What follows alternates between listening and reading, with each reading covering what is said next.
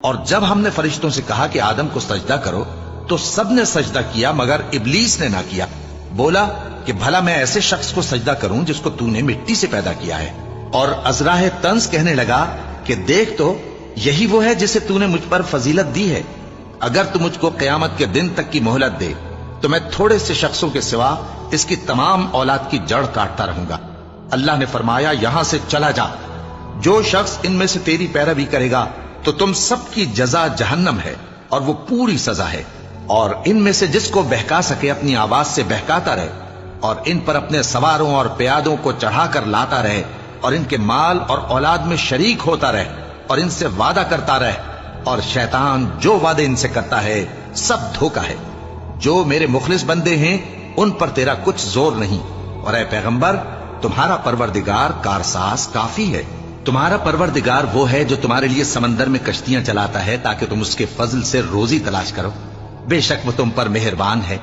اور جب تم کو سمندر میں تکلیف پہنچتی ہے یعنی ڈوبنے کا خوف ہوتا ہے تو جن کو تم پکارا کرتے ہو سب اس پروردگار کے سوا گم ہو جاتی ہیں.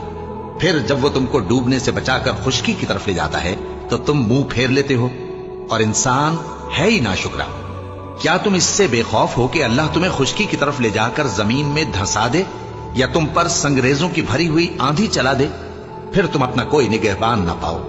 یا اس بات سے بے خوف ہو کہ تم کو دوسری دفعہ سمندر میں لے جائے پھر تم پر تیز ہوا چلائے اور تمہارے کفر کے سبب تمہیں ڈبو دے پھر تم اس معاملے میں اپنے لیے کوئی باز پرس کرنے والا نہ پاؤ؟ اور ہم نے بنی آدم کو عزت بخشی اور ان کو خشکی اور تری میں سواری دی اور پاکیزہ روزی عطا کی اور اپنی بہت سی مخلوقات پر فضیلت دی. جس دن ہم سب لوگوں کو ان کے پیشواؤں کے ساتھ بلائیں گے تو جن کے اعمال کی کتاب ان کے داہنے ہاتھ میں دی جائے گی وہ اپنی کتاب کو خوش ہو کر پڑھیں گے اور ان پر دھاگے برابر بھی ظلم نہ ہوگا.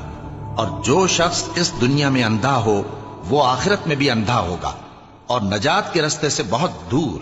اور اے پیغمبر جو وہی ہم نے تمہاری طرف بھیجی ہے قریب تھا کہ یہ کافر لوگ تم کو اس سے بہکا دیں تاکہ تم اس کے سوا اور باتیں ہماری نسبت بنا لو اور اس وقت وہ تم کو دوست بنا لیتے. اور اگر ہم تم کو ثابت قدم نہ رہنے دیتے تو تم کسی قدر ان کی طرف مائل ہونے ہی لگے تھے.